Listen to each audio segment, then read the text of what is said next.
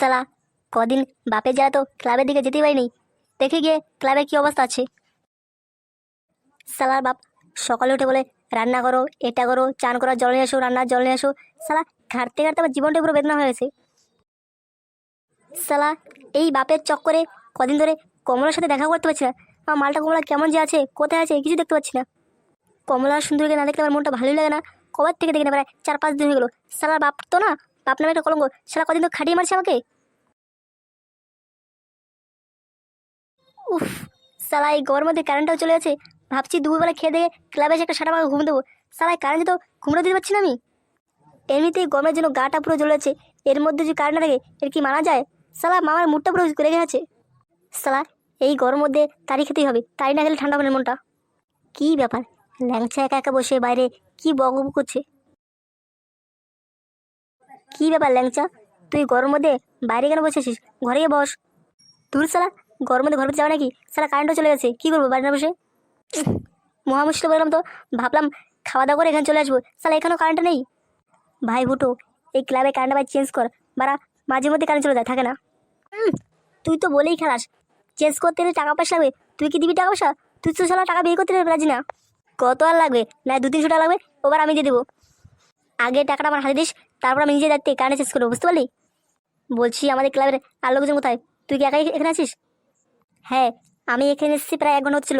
1 ঘন্টার মধ্যে এখানে তো কেউ আসেনি। সালাগুলো গেল কোথায়? ক্লাবের মধ্যে একটা ছেলে পেলেও নেই। হ্যাঁ রে ফুটো, তুই তো কদিন ধরে ক্লাবে আসিস না, তারপর আমাদের ছেলেপেলেগুলো খুব কম আসে গরমের জন্য। কারেন্ট থাকে না, এসে কি বাল ছিড়বে? তার ক্লাবের কারেন্ট এত সমস্যা আগে বলবি না, তাহলে একটা ব্যবস্থা করে নিতাম। আচ্ছা ফুটো, তোর বাবার নামে কি শুনলাম? তুইও জানিস শালা আমার বাবার নামে কি শুনেছিস? তুই যদি না বলিস আমি কীভাবে বুঝবো? শুনলাম তোর বাবা নাকি ঘটকালি শুরু করেছে মেয়ে পটানোর জন্য। এ কি বলছিস, এই বয়সে বাবা মেয়ে পটাবে? দূর শালা, তোর বাবা পটাবে না, তোর বাবা তোর বাবার বন্ধুদেরকে পটানোর জন্য আইডিয়া দিচ্ছে। এ কি তুই বলছিস ল্যাংরা? এটা কি সত্যি না কার কাছ থেকে শুনেছিস? আরে ফুটো, রাস্তা দিয়ে আমার পথে দেখলাম ওই খগেন কাকা আর তোর বাবা ওখানে বসে আছে, ওখান দিয়ে আলাপ করছিল ওরা। বলছে বৌদিকে তুলে টাকা পয়সা নেবে, মদ খাবে। কি বলছিস ল্যাংচা সব? হ্যাঁ রে ভাই ফুটো, তোর বাবা খগেনের জন্য একটা বৌদি তুলে দেবে, তার জন্য টাকা পয়সা নেবে, আবার বাংলা মালও নেবে। সালার বাপ কদিন ধরে আমাকে খাটিয়ে খাটিয়ে মারছে, আর ওদিকে ফুর্তি করার জন্য টাকা পয়সা নেবে, মালও নেবে। চল তো সালা চল, আজকে ওর একদিন কি আজকে আমার একদিন, মেয়ে পাঠানো বুঝি দেওয়া আজকে আমি বের করছি। আরে ফুটো অত রেগে যাচ্ছিস কেন? আগে ব্যাপারটা বোস। ওই খগেন তো এখনো বিয়ে করেনি, ওর জন্য একটা মেয়ে খুঁজে দিচ্ছে, ওর ভালো পুণ্যি কথা। কিন্তু এর মাঝখানে টাকা পয়সা না তো খারাপ এটা না? তাহলে তুই বললাম যে আমি এখন কি করব? শোন, তোর বাবা যদি অন্য কাউকে বিয়ে দেওয়ার চেষ্টা করে সেটা ভালো কথা, কিন্তু এর বিনিময়ে পারিশ্রমিক বা টাকা পয়সা বাংলা মাল নয়, এটা খারাপ। এই ব্যাপারটা তোর বাবাকে ভালো করে বোঝাবি। তুই জানিস না শালা ল্যাংচা, কদিন ধরে বাপটা শালা আমাকে খাটিয়ে মারছে। এটা করো, ওটা করো, রান্না করো, থালা বাসন ধো, জামা কাপড় ধো। শালা কাজের উপর কাজ, একটা কাজ না শেষে তার একটা কাজ দিয়ে দিচ্ছে। একটু জিরো সময় পাচ্ছি না।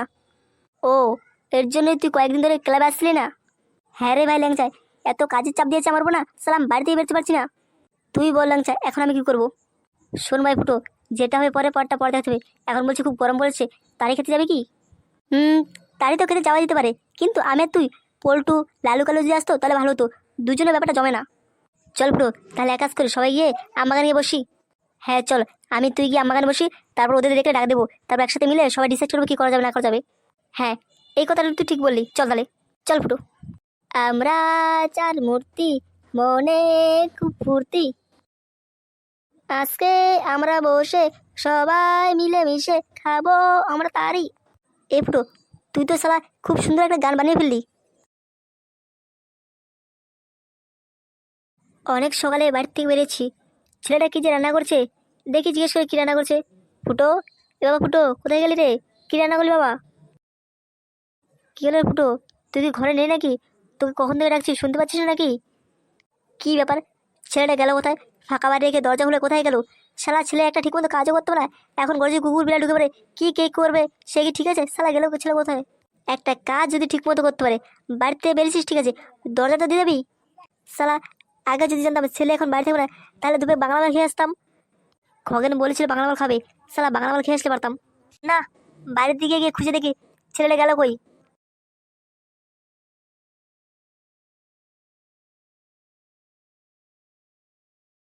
শালা আমি ভাবলাম ছেলেটা হয়তো এদিকে আছে, স্যার এদিকেও নেই। কোথায় গিয়ে রোদ্রের মধ্যে খুঁজি, স্যার বিরক্ত লাগছে এখন আমার। শালা আজকে বাড়ি আয় না, আজকে তোর একদিন আজকে আমার একদিন। মাল খেয়ে যদি না হই বেসামাল, তবে কিসের মাতাল? ঢাল রে ভাই আর গলায় একটু ঢাল, নরে কিসের মাতাল। এ ফুটো, চল ভাই এখানে বসে পড়ি। তা বল, এবারে কিভাবে কি করবি? দেখ সালা ল্যাংচা, যা গরম পড়ছে এর মধ্যে মদ খাওয়া চলবে না। এর থেকে ভালো চল ঠান্ডা জিনিস বিয়ার কিংবা তারি খাই। তুই কি বলিস? হ্যাঁ, আমি তো সেটাই বলছিলাম, কিন্তু প্রত্যেকের কত করে টাকা দেওয়া লাগবে? কত আর, এক একজনের ধর 150 থেকে 200 টাকা করে লাগবে। তুই দিতে পারবি তো? কি বলছিস ফুটো, 150 টাকাতে 200 টাকা? এত টাকা কোথায় আমি পাবো? দেখ সালা ল্যাংচা, শরীর ঠান্ডা রাখতে গেলে টাকা তো খরচ করতেই হবে। টাকা না খরচ করলে এত কিছু জিনিস কোত্থেকে টাকা ছাড়া আনবি? আর তোকে কে ফ্রিতে খাওয়াবে? সেটা বলছি না, বলছি একটু কম টম কি করা যাবে না? 150 থেকে 200 টাকা বেশি হয়ে যাচ্ছে না? শোন ল্যাংচা, এটা সবথেকে কম দামি, 150 থেকে 200। আর যদি বেশি কিছু খেতে যাস তাহলে ধরে রাখ 300 থেকে 400 টাকা খরচ হবে। এর মধ্যে তো চাকনা তো আছেই। এ ফুটো ফুটো, বলছি চিকেন কষা তো হবে? হলে একটা আমাকে লেগ পিস দিবি তো? শালা ল্যাংচা, 150 থেকে 200 টাকা দেবে, তাতেও না গা জ্বলছে, আবার বলছে চিকেন কষা হবে, লেগ পিস খাবে। তুই যদি 400 থেকে 500 টাকা মতো বেশ করিস তাহলে সব কিছু পাওয়া যাবে। তুই কি দিতে পারবি এত টাকা? এ ভাই ফুটো, অত টাকা করতে পাবো? দেখ না একটু কম টাকায় ম্যানেজ করে হয় নাকি। তুই কি এটা জামা কাপড় দোকান পেয়েছিস যে কম দাম পাওয়া যাবে? এটা মদের দোকান ভাই, ওখানে দাম বেশি নেবে। থরি ভাই আমরা মদ খাবো? আমরা তো খাবো ঠান্ডা জিনিস, বিয়া নাই তারি, ওতে কম দাম হবে না? বুঝতে পারছি তোর ভাই মাল খাবার ইচ্ছে নেই, এর জন্য তুই ভুং ভাং করছিস। এর থেকে উঠে উঠছি বাড়ি চলে গেলাম। আরে ভাই ফুটো, তুই রাগ করছিস কেন? এমনিতে হাতে টাকা পয়সা তো কম আছে তো, এই জন্যই বলছিলাম একটু কম টম করে যে কিছু করা যেত। আর এখন চিকেন কথা খেতে ইচ্ছে করছিল। সালা, হাতে টাকা পয়সা কম আছে তাহলে বাংলা মাল খাও, তার সাথে আবার চিকেন বসে চাচ্ছ কেন? শুধু বাংলা মাল খাও আর চিড়ে খাও। এর থেকে সস্তা অনেক জিনিস আছে। এর থেকে ভালো তুই 50 টাকা চুল্লু খেয়ে অনেক শান্তি হবি, আর নেশা হবে প্রচুর। এই ফুটো, অমন করে বলিস না ভাই, আমার বুকে ব্যথা লাগছে। সালা, তোর বুকে আমি লাথিই মারি এটা তোর বাপের ভাগ্য, এখন তো বুকে ব্যথা লাগবেই টাকা বের করবি বলে। কি ব্যাপার তোদের? আমাকে একা ফেলে তোরা প্ল্যান করে নিচ্ছিস? আমাকে ছাড়া কি তোদের প্ল্যান মানায়? আরে ভাই পল্টু, আর তোই তো কমেছিল। দেখ ভাই, ল্যাংচা কি বলছে, এদিকে সামনে দিকে আয়। না না ফুটো, গরমের মধ্যে গা ঘেঁষাঘেঁষি উপরে বলবো না, এখানে দাঁড়িয়ে আছি, ঠান্ডার মধ্যে গাছ তলা অনেক ভালো লাগছে, তুই ওখান থেকেই বল। আমি আর ল্যাংচা ভাবছিলাম গরম মধ্যে হয় তারি কিংবা বিয়ার খাবো, ওটাই প্ল্যান করছিলাম। কিন্তু সালা এই কি ফা ফু বলছিস? একটু পরিষ্কার করে বল। আরে ভাই পল্টু, কিভাবে পরিষ্কার কথা বলবো? ও সালা 150 টাকা দিবে, তাতেও গার ফাটছে। ও, ঠিকই আছে, তুই 150 টাকা দিবি, তা এরকম কথা তো আসবে তোর মুখ থেকে? দেখ ভাই পল্টু, আমার কাছে অত টাকা হবে না, হয়তো আমি বরঞ্চ 100 টাকা দিতে পারবো, কিন্তু আমার ভাই সাথে চিকেন কষা লাগবে। দেখছিস তো বল্টু, ও সালা টাকাও বেশি দিতে পারবে না, আর খাবে হাই ফাই জিনিস, আবার 100 টাকা দেবে। তুই বস, ওর 100 টাকা কি এনে দেবো ওকে? আচ্ছা ল্যাংচা, তাহলে এক কাজ কর, আমরা সবাই মিলে একটু বেশি বেশি টাকা দেবো, তারপর কি খাওয়া যাবে কিছু? সেটা আমার যায়। তাহলে এক কাজ কর, আমি তো বেশি কিছু দেবো না, লালু কালু যদি আসবে ওরা কিছু দেবে না, তারপর একটা ভালো দিন দেখে কবে কি খাবি না খাবি ওটা ঠিক করলে হয়। আরে ফুটো, আমার তো তর্স হচ্ছে না, দু একদিন ভিতরে প্ল্যান কর না, কবে কি খাওয়া যায় কোথায় বসে। আচ্ছা বল্টু, বলছি লালু কালু কখন আসবে একটু বলতে পারবি? আমি তো সঠিক জানি না, কিন্তু আসার তো কথা। আরে ফুটো, লালু কালু আমাদের ক্লাবে দেখতে যাবে, অবশ্যই এখানে আসবে। আচ্ছা, তাহলে এটাই প্ল্যান থাক আমাদের, কি বলিস? কি ব্যাপার বাবারা, তোমাদের কি প্ল্যান চলছে? মানে কাকু, আপনি এখানে কি করছেন? আরে ফুটো, অত তোতলাচ্ছিস কেন? আমি তো জঙ্গলে কাশ কাশ নিতে এসেছিলাম, তো তোরা এখানে কি করছিস? না মানে, গরমতে ক্লাবে কারেন্ট নেই তো, তাই এখানে আমাকে বসে আছি। না, তোমরা আমার কাছে কিছু লুকোচ্ছ। তোমরা একটু কি প্ল্যান করছিলে কি খাওয়া দাওয়ার ব্যাপারে?